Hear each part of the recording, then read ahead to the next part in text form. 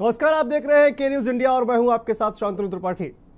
नशीले पदार्थों की तस्करी करने वालों के बारे में आपने सुना होगा, पढ़ा होगा और फिल्मों में भी आपने देखा होगा कि किस तरह से जो लोग हैं वो नशीले पदार्थों की तस्करी करते हैं। लेकिन आज हम बात करेंगे एक ऐसी ही लेडी तस्कर के बारे में और दिखाएंगे आपको कि लेडी तस्कर आखिर किस तरह से तस्करी का काम कर रही है।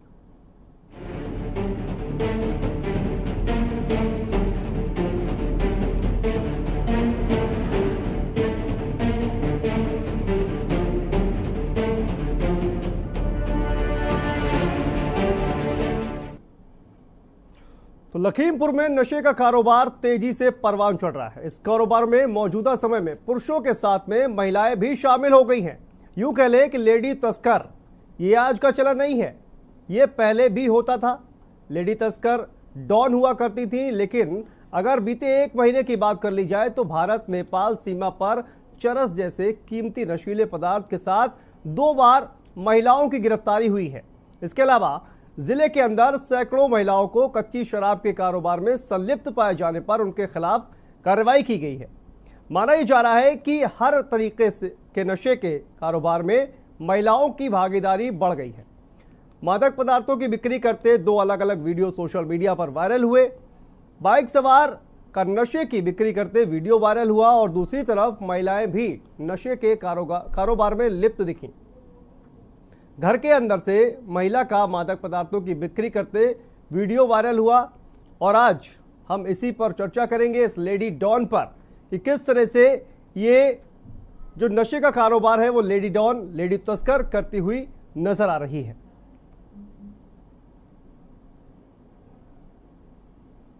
तो नशे के कारोबार में अब महिलाएं भी सबसे ज्यादा लिप्त हो गई है। किस तरह से नशे का कारोबार चल रहा है और पुरुषों के साथ साथ अब महिलाओं की भी इसमें एंट्री हो चुकी है।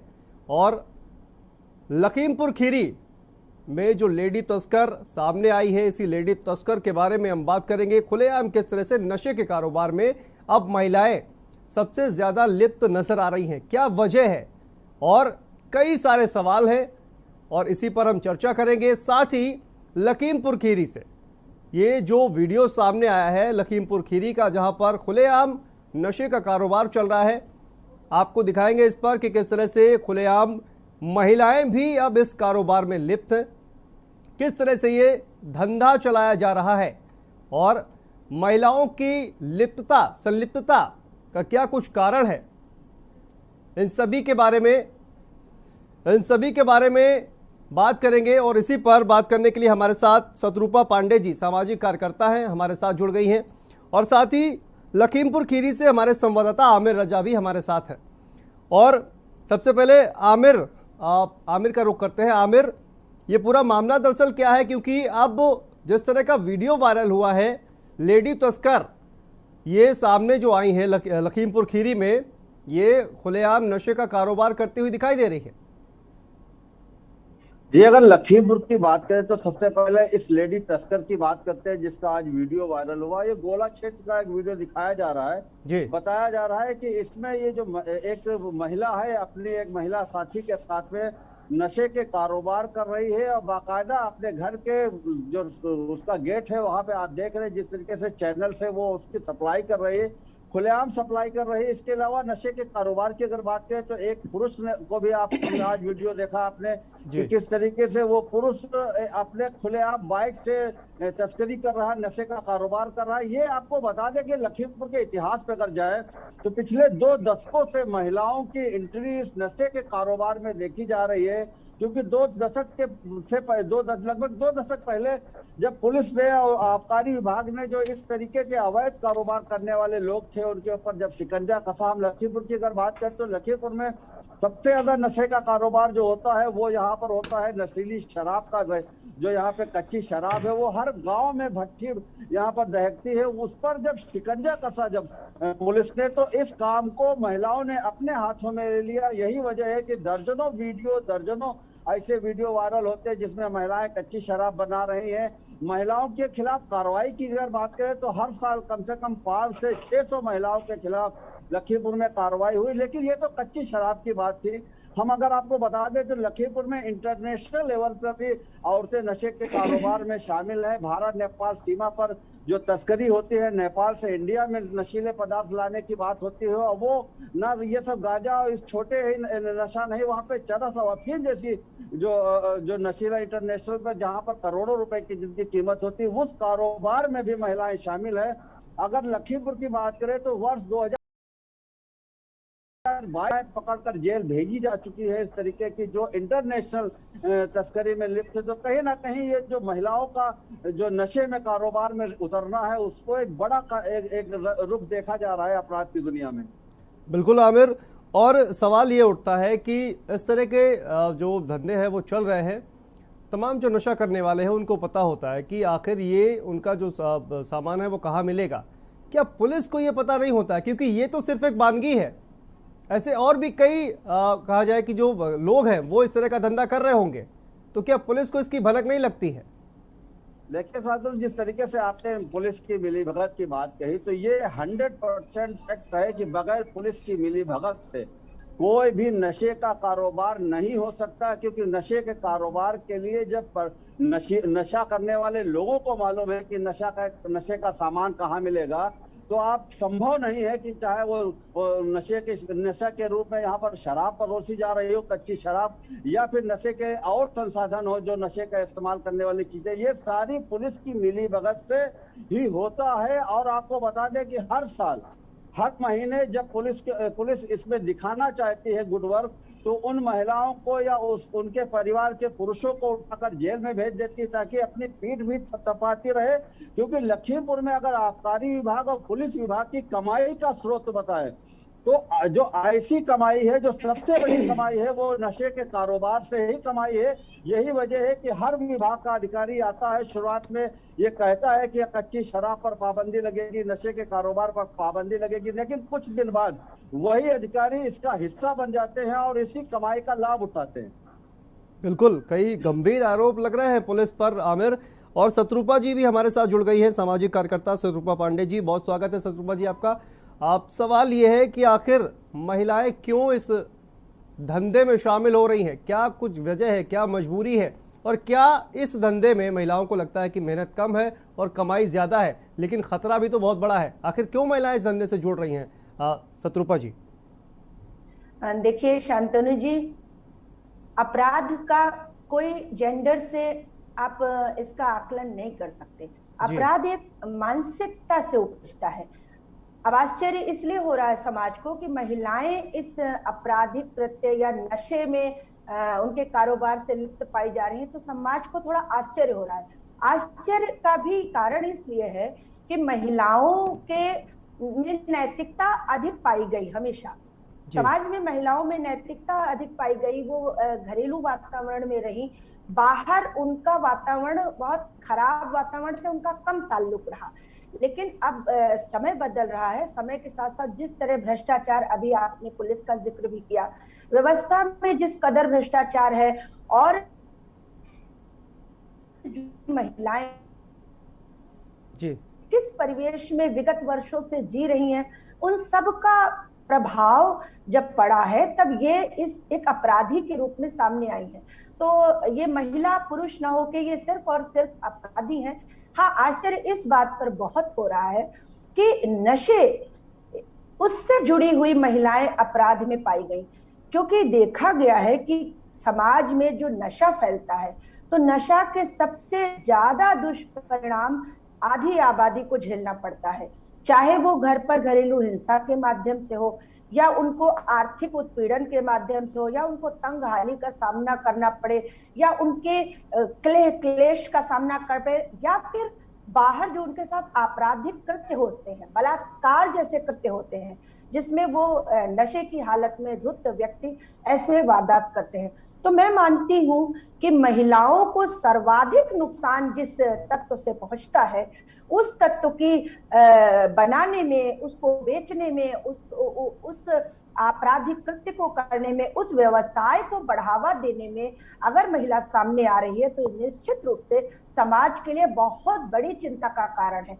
और मैं मानती हूं कि लखीमपुर की व्यवस्था, पुलिस व्यवस्था, ये अगर भ्रष्टाचार में लिप्त पाए जाए, इन पर सख्त कार्रवाई की बहुत जरूरत है, क्योंकि एक महिला अगर इस व्यवसाय में लिप्त होती है, इसका मतलब है कि वो पूरा परिवार, पूरा मोहल्ला, पूरा आसपास का वातावरण विकृत और होगा। क्योंकि एक महिला जब बहुत अच्छे कार्य करती है तो उसका बच्चे वही सीखते हैं, उसके आसपास का वातावरण अच्छा होता है। लेकिन अगर एक महिला किसी गलत काम में लिप्त पाई जाती है तो सीधा असर आने वाली पीढ़ियों पर पड़ता है। तो ये विषय इसलिए और गंभीर हो जाता है।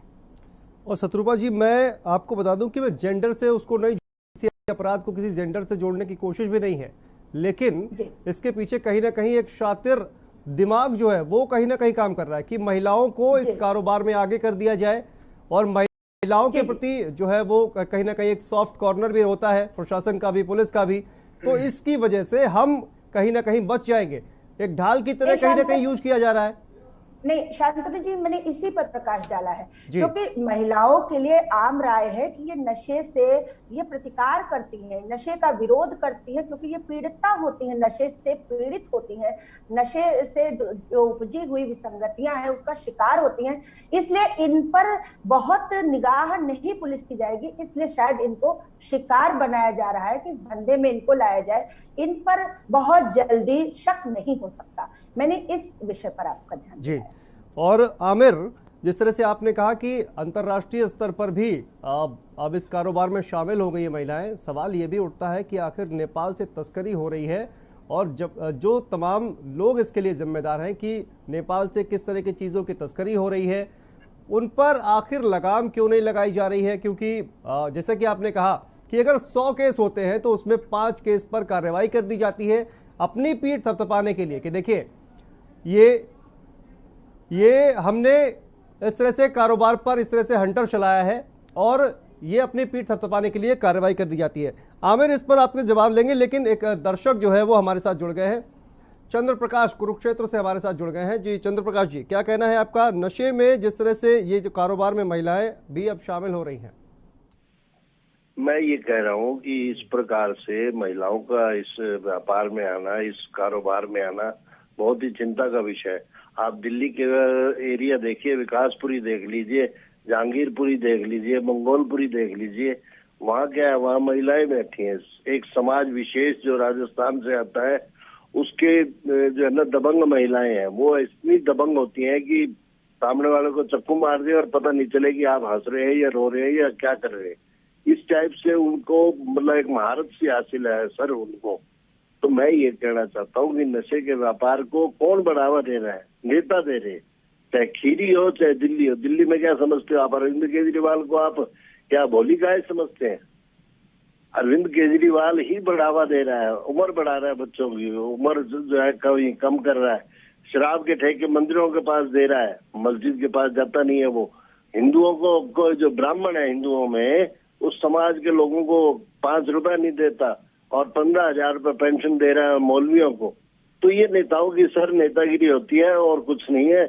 और अंत में मैं इतना कहना चाहता हूँ कि ये व्यापार फलेगा फूलेगा, इसमें कोई दो राय नहीं है, क्योंकि इसमें जो महिलाओं का जो साथ मिल गया इन नशे वालों को, तो वो तो मैंने आपको बताया कि समाज का मैं नाम नहीं ले रहा, राजस्थान से, और मैं वहाँ रहा हूँ सर, उस एरिया में मैंने नौकरी करी है, वहाँ देखा उन महिलाओं का व्यवहार किस प्रकार से होता है। बहुत बहुत शुक्रिया चंद्र प्रकाश जी इस पर अपने विचार रखने के लिए। तो जैसा कि हम बात भी कर रहे हैं कि कहीं ना कहीं जो अगर पुलिस प्रशासन चाहे तो फिर ये इस तरह के जो धंधे हैं, इस तरह के जो कारोबार है, उन पर निश्चित तौर पर रोक लगाई जा सकती है। लेकिन जिस तरह के आरोप लगातार लगते रहे हैं, आमिर आपके पास आऊँगा। आमिर, वही सवाल है कि जिस तरह से नेपाल बॉर्डर से इस तरह के नशीले पदार्थों की तस्करी हो रही है, लेकिन जो जिम्मेदार लोग हैं जिनकी ये जिम्मेदारी है कि इस तरह के नशीले पदार्थों को तस्करी होने से रोका जाए, वो भी लगाम नहीं लगा पा रहे हैं और धड़ल्ले से ये काम जो है वो लगातार जारी है। ये साथियों, जिस तरीके से भारत नेपाल सीमा पर तमाम आपराधिक गतिविधियों को रोकने के लिए तमाम एजेंसियां वहां पर तैनात हैं, चाहे एसएसबी हो या खुफिया विभाग की तमाम एजेंसियां हैं, पुलिस वहां पर है। लेकिन ये एसएसबी जैसी महान यूनिट जिसको कहते हैं, जो सीमा सुरक्षा बल वहां पर तैनात किया गया, उसकी हम अगर आपको बात करा दें तो वहां पर एक एक कैरियर को पार कराने के लिए ये लोग मात्र 100-100, 200 रुपए पर इन लोगों को बिकते हुए वहां पर वीडियो वायरल हो चुके हैं, वहां पर बातें उठती है। तो ऐसे में इनसे किसी तस्करी की रोकने की बात करना कहीं ना कहीं बेईमानी साबित हो रही। यही वजह है कि लगातार भारत नेपाल सीमा पर तमाम अभी हमने देखा कुछ दिन पहले जब यहाँ पर पेट्रोल महंगा था, वहां सस्ता था, तो वहां से यहाँ पेट्रोल आता था। इसके अलावा तमाम ऐसी चीजें, घरेलू चीजें जो यहाँ महंगी होती वहां जाती, ये सब चीजें भारत नेपाल सीमा पर जो सुरक्षा एजेंसियां हैं इनकी मिली भगत से होता है। अभी मैडम एक बात बता रही थी कि इसमें कहीं ना कहीं महिलाओं की भागीदारी। हम आपको बता दें कि जिस तरीके से भी इन्होंने ये बात कही कि इसमें महिलाओं को जेंडर से ना जोड़ा जाए, हम आपको बता दें यहाँ भी महिलाएं शोषण का शिकार हो रही हैं। जो पुरुष अभी तक इस कारोबार को करते थे और आए दिन पुलिस और प्रशासन की प्रताड़ना का शिकार होते थे, उनसे पुलिस अवैध वसूली ज्यादा करती थी। इन लोगों ने अपने आप को बचाने के लिए, पुलिस की प्रताड़ना से बचने के लिए अपने इस कारोबार में महिलाओं को इस हद तक जोड़ दिया है कि महिलाएं ना सिर्फ कच्ची शराब बनाती हैं, बल्कि लखीमपुर के अंदर काफी मलिन लोग रहते हैं, काफी गरीब लोग रहते हैं, वहां कच्ची शराब का सेवन ज्यादा किया जाता है। वहां पर बाकायदा या महिलाएं अपने शराब को परोसती भी दिखाई देती है अपने घरों के अंदर। ये लोग बिठाल के बिल्कुल जिस तरीके से देसी शराब का ठेका होता है उस तरीके बिल्कुल से बिल्कुल कहीं ना कहीं आमिर ये बहुत ही कहा जाए कि गंभीर विषय है और इस पर निश्चित तौर पर ध्यान देने की जरूरत है। जिस तरह से नशे का कारोबार चल रहा है, चर्चा इस पर लगातार जारी रहेगी। यहाँ पर रुकते छोटे से ब्रेक लिए, ब्रेक के बाद फौरन हाजिर होते हैं। आप देख रहे हैं के न्यूज, खबरों का सारथी। जुबान के लिए उड़ चला गैरों की ज़मीं पर, खुशबू अपने पन की ढूंढता। दूर कितना भी जा, इस जुबान से दूर ना जा पाओगे। विमल, बोलो जुबान केसरी। करें अपने जीवन को कृतार्थ, सुने श्रीमद् भागवत कथा रोज प्रातः 6 बजे मेरे साथ सिर्फ के न्यूज इंडिया।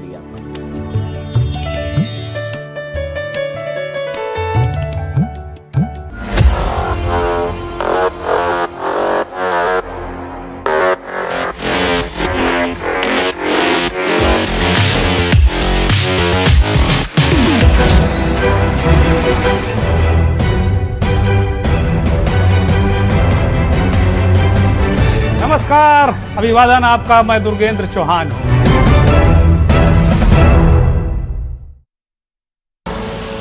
आप देख रहे हैं के न्यूज, खबरों का सारथी।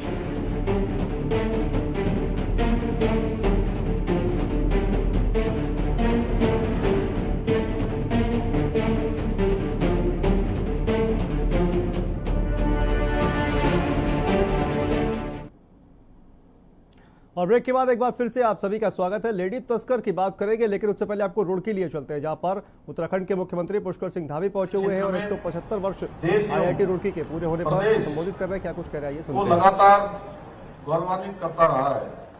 आईआईटी रुड़की से पढ़े अनेक विद्यार्थी आज देश के वरिष्ठ पदों पर अपनी सेवाएं दे रहे हैं एवं अपने ज्ञान एवं कुशलता से देश का नाम भी रोशन कर रहे हैं। विभिन्न विषयों पर शोध के क्षेत्र में ये संस्थान हमेशा बहुत ही महत्वपूर्ण भूमिका निभाते हुए ज्ञान विज्ञान को एक नई दिशा देने का काम कर रहा है। यदि हम कहें कि आईआईटी रुड़की विज्ञान एवं प्रौद्योगिकी के क्षेत्र में सदैव एक उत्कृष्टता का प्रतीक रहा है, तो इसमें कोई अतिशयोक्ति नहीं होगी। आज हम सभी यहाँ पर सस्टेनेबिलिटी जैसे गंभीर विषय पर चर्चा करने के लिए एकत्रित हुए हैं और मुझे पूरा विश्वास है कि आज यहाँ होने वाले मंथन से प्राप्त होने वाले सूत्र न केवल उत्तराखंड बल्कि और देश दुनिया के लिए भी एक अमृत के समान जो है होंगे। भाइयों बहनों, चूंकि जब हम ज्ञान विज्ञान की बात करते हैं, अभी श्रद्धेय स्वामी जी यहाँ पर अनुसंधान की बात कर रहे थे, रिसर्च की बात कर रहे थे, तो मैं कहना चाहता हूं कि जब पूरी दुनिया, ज्ञान विज्ञान तो बहुत दूर, जब शिक्षा के बारे में भी नहीं जानती थी, उस समय हमारे देश के अंदर नालंदा और तक्षशिला जैसे विश्वविद्यालय हुआ करते थे। पूरी दुनिया को ज्ञान देने का काम, पूरी दुनिया को शिक्षा देने का काम किसी ने किया है, तो ये हमारी भारत भूमि ने किया है। मुझे पूरा विश्वास है कि 2 दिवसीय आयोजन ये सामाजिक जागरूकता पैदा करने, रणनीति विकसित करने और समाज में एक सकारात्मकता और प्रभावशाली बदलाव लाने के लिए निश्चित रूप से ये 2 दिन का जो हमारा कॉन्क्लेव होगा, निश्चित रूप से कोई न कोई समाधान हमारे सामने प्रस्तुत करेगा। सतत विकास शब्द से ही परिलक्षित होता है कि ऐसा विकास जो सतत हो, अर्थात निरंतर हो, क्योंकि निरंतर विकास ही सभी समस्याओं का निदान है। और हमारे प्रदेश के पूर्व मुख्यमंत्री रहे, अब हमारे बीच में नहीं है, स्वर्गीय नारायण दत्त तिवारी जी, वो एक शब्द कहते थे कि अनवरत रूप से विकास। विकास कभी रुकने वाली प्रक्रिया नहीं है, जो अनवरत रूप से चलती रहती है, सतत रूप से चलती रहती है। तो निश्चित रूप से सतत विकास जो भविष्य की पीढ़ियों को अपनी जरूरतों को पूरा करने की क्षमता से समझौते किए बिना वर्तमान की जो जरूरतें हैं उनको भी पूरा करता है। राष्ट्रीय अंतर्राष्ट्रीय संस्थानों द्वारा अनेक ऐसे मानक तय किए गए हैं जो सतत विकास को मापने का कार्य करते हैं, लेकिन मैं आप लोगों को बताना चाहूंगा कि हमारे सतत विकास को आने वाले समय में 2 ही बिंदु परिभाषित करेंगे। हमारे लोगों का स्वास्थ्य कैसा है और दूसरा हमारी पृथ्वी का स्वास्थ्य कैसा है। इन 2 बिंदुओं के आधार पर हमारा सतत विकास चलने वाला है।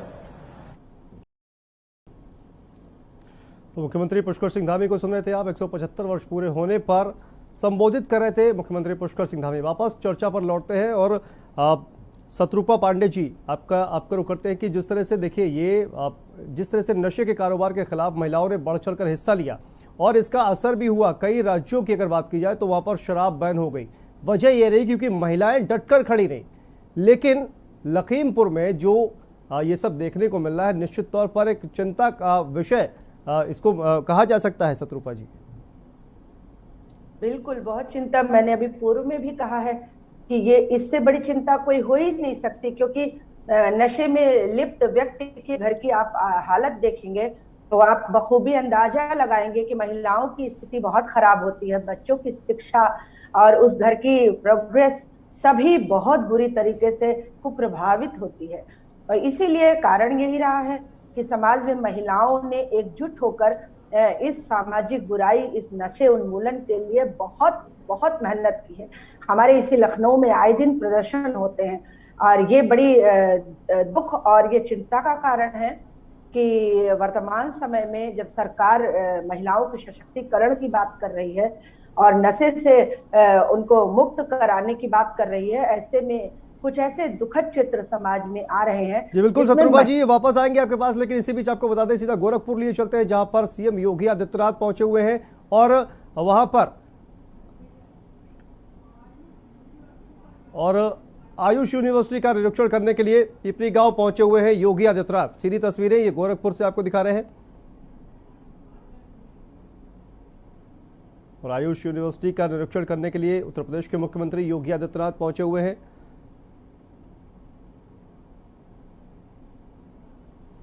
सीधी गोरखपुर से ये तस्वीरें जहां पर मुख्यमंत्री योगी आदित्यनाथ पहुंचे हुए हैं, आयुष यूनिवर्सिटी का निरीक्षण, अधिकारियों से बातचीत करते हुए, चर्चा करते हुए उत्तर प्रदेश के मुख्यमंत्री योगी आदित्यनाथ गोरखपुर पहुंच चुके हैं।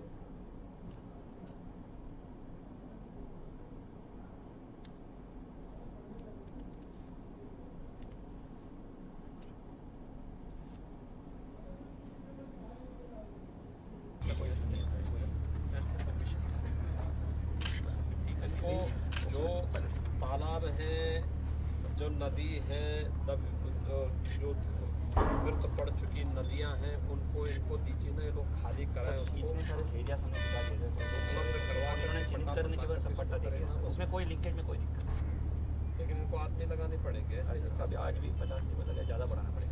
कितने लोग इस समय इनके सर करीब 100 से ऊपर। तो गोरखपुर से सीधी तस्वीरें देख रहे हैं आप, जहां पर गोरक्षनाथ आयुष विश्वविद्यालय का निरीक्षण करने के लिए पहुंचे हैं योगी आदित्यनाथ।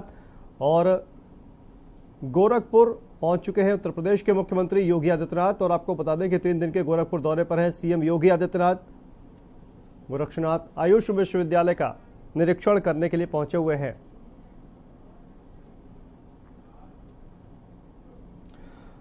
तो जिस तरह से आपको बता दें कि लगातार तस्करी का काम हो रहा है, लगातार जिस तरह से महिला तस्कर भी अब कहीं ना कहीं इसमें शामिल हो रही है, निश्चित तौर पर चिंता का विषय है। बहुत बहुत शुक्रिया शत्रुपा जी आप शामिल होने के लिए। तो सवाल बहुत सारे हैं कि आखिर ये जो नेपाल से नशीले पदार्थों की तस्करी हो रही है, नेपाल से वहां से जो नशीला पदार्थ है वो यहाँ पर आने दिया जाता है और यहाँ पर आता है, तो यहाँ पर जो तमाम जो तस्कर हैं वो किस तरह से बांटते हैं, मौत एक तरह से बांट रहे हैं, तमाम समाज में जहर घोलने का काम करते हैं। लेकिन पुलिस प्रशासन अपने पीठ थपथपाने के लिए 100 में से सिर्फ 5 केस पर कार्रवाई करता है और अपनी पीठ थपथपा लेता है।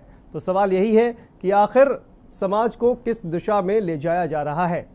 बहुत बहुत शुक्रिया आपका इस तमाम चर्चा में शामिल होने के लिए दोनों मेहमानों का। तो इस खास प्रोग्राम में फिलहाल इतना ही। आप देखते रहिए के न्यूज़ इंडिया। नमस्कार।